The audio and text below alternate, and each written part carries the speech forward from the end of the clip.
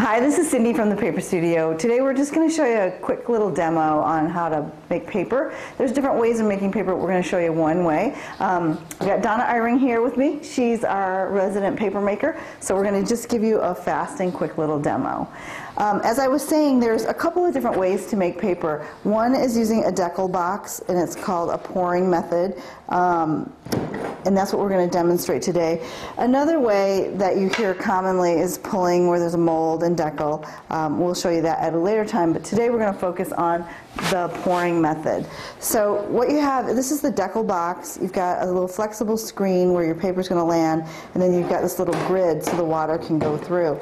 You're going to strap this whole contraption together. These are Arnold Grummer's paper making molds, and I really like them because they work really well. So we've got it all strapped together, and Donna's going to go ahead and demonstrate. But first, let me say a couple of things. We're using a cotton-based pulp, and this is a linter.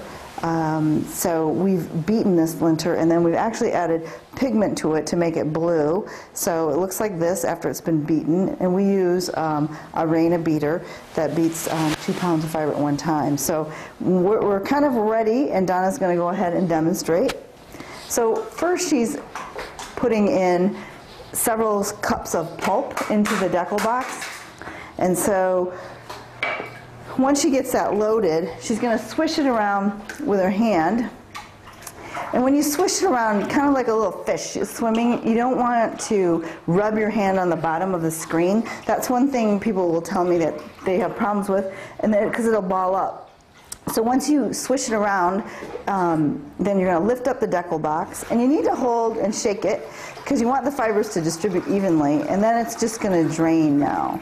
So the key is, though, when you pick it up, you want to hold the whole thing. And Donna's got her hands underneath that grid, because if you don't hold the grid, the pulp is going to come out of the sides, and we see that a lot in classes. So she's just waiting for that to drain. Once the fiber has drained, it's going to sit on the screen like this. It should be evenly distributed. That's why you shake it forward and back. Actually, you get rid of the grain direction by doing that. So once we're done, we're going to unstrap this whole contraption.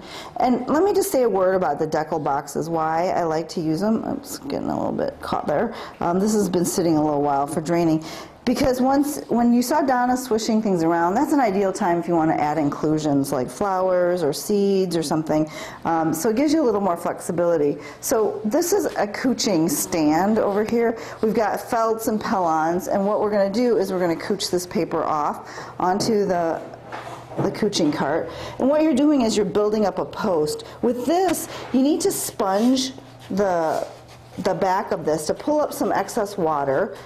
It's a little different from when you make paper the other way. So you got a little bit of sponging, and then you're going to take either this little flat bar, or you can use a squeegee, and you're just going to pull off a little bit more water. And then you're going to kind of bend, put some tension on this screen, and just peel it right up, and it should just come right off, and you've got your paper. And so these are couple other ones we did, and then once we get a fourth one on there, we'll add another one of these pellons. This is like stuff you buy at a fabric store.